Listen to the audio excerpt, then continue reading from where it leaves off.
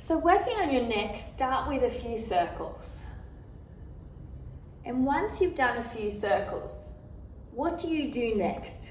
Well, if you're a beginner, we can start with blocks and we can work into those blocks.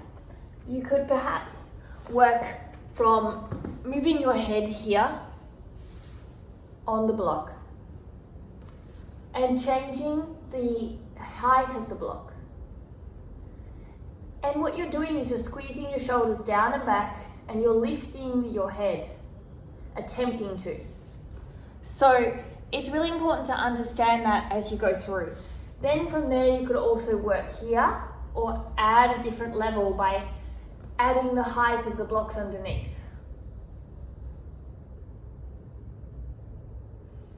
So you want to be gentle when you stretch your neck, you want to be kind, you want to listen to your body.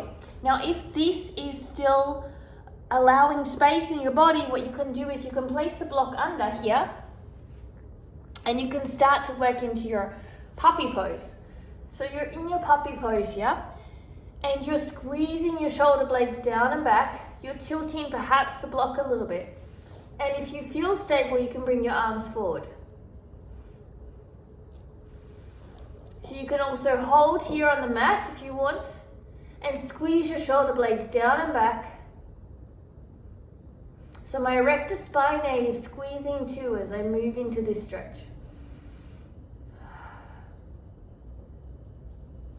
So I'm not only stretching, but I'm engaging too. Now, if you want to, you can take it to a lower level. You can also do it without your hands in front, so you have the block to hold on to. You're allowed to come a little bit forward here if you wish to. You don't have to have your hips and your knees in line, but be careful not to dump into your lower back. So I want you to think of going down, up and under the block. So, or down to the mat, in and forward to the block. So this is allowing you to build extension. So if your neck is just beginning, you can also come down to this level here. You don't have to go to a super high level as you do it. Take your length and your neck ability. So we also want to strengthen up around the neck muscles. So doing exercises like lying down, forehead down, and lifting your arms equally. Exhale up, inhale down. So this is strength in your shoulders, which will support your neck as well. So this is really, really important to understand that you're not only working on your neck and your extension and strength and flexibility, but you're working on the erector spinae, the muscles around the shoulder muscles, the chest muscles. Everything is going to align and everything is going to support.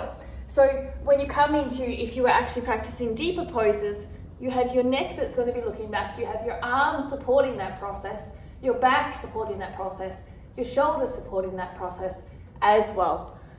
It's really, really important that you understand that the body, everything is interlinked. So often we are thinking, oh, how do I get a six-pack ab? Or how do I get this, that, and the other? But the reality is that everything is interlinked. So if you're working on six-pack abs, you're also working on your leg muscles, your arm muscles. All of those things are part of the process. And so when you do this one, you're here, head down, and then you're lifting.